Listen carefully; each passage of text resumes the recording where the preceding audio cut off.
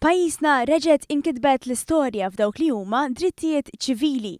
Bl-aġenzija Identity Malta ħarġet l-ewwel karta tal-identità u Passaport bil-marka X li tfisser ġeneru mhux iddikjarat. B'littra X żdiedet ma' littra M għal maskil u littra F għal femminil f'dokumenti uffiċjali. Dan wara li fil-Parlament ġie approvat l-att dwar l-identità tal-ġeneru. Għat li fi kliem ir-rappreżentant tal-Malta Gay Right Movement, Colette Varrugia Bennett, qed jagħmel differenza sinifikanti fil-ħajja ta' mijiet ta' nies li ilhom snin jistennew li jingħataw dawn id-drittijiet. Dak li ġara llum huwa riżultat ta' xogħol inklusiv li sar dawn l-aħħar żmien. Din hija waħda mir-rikonoxximenti li saret għal persuni li ma jidentifikawx mal dak li ngħidulu l-gender binary. Allura nafu li jeżistu nies li ma jidentifikawx mas-sess femminili u lanqas maskili u din ittihom rikonoxximent li jistgħu issa ikollhom non-marker qisu. Tajjeb, dina mettu xejn lil ħadd imma qed tkompli tirrikonoxxi d-diversità fil-ġeneru. Din ma kinitx l-unika aħbar pożittiva. Kif Malta irreġistrat l-ogħla punteġġi fl-indikaturi ta' edukazzjoni inklussiva ippubblikati mill-Organizzazzjoni Internazzjonali li taħdem fil-qasam ta' drittijiet ċivili.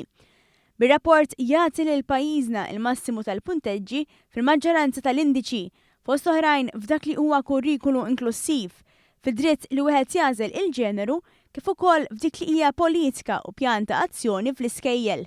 Fil-kamp tal-edukazzjoni għamilna avvanzi kbar. Naħseb li kbar avvanz kien fil-policy li għandna fl-iskejjel għal persuni trans u tfal intersex. U din il-policy u din il-klima pożittiva li hemm qed iġġib il-possibilità li minnu LGBTIQ, minnu trans, minnu intersex jista' jitkellem ma' persuni bħala l-liema jew heads of schools li huma jafdaw u jkunu jistgħu jaraw li d-drittijiet tagħhom fih dan l-iskola qed jiġu mħarsa u mhux qed nitkellmu fuq drittijiet biss imma anke fuq il-benessera tagħhom. Ir-rapport isemmi wkoll l-att li daħħal il-Gvern f'Ġunju tal-2015 dwar l-identità tal-ġeneru li jinkludi politika dwar il-bżonnijiet ta' tfal trans u intersex fis-sistema edukattiva. Id-dokument jinkludi proċeduri li jimplementaw din il-politika fl-iskejjel kollha.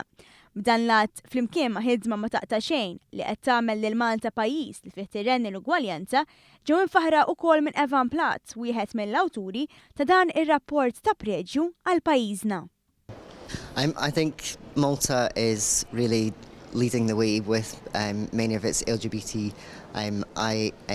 rights in the last few years. The progress has been very quick and very comprehensive. I think we're really pleased to see that this has gone beyond laws and policies to actual practical measures within schools, because this is what LGBTQI young people say is needed so that they feel supported.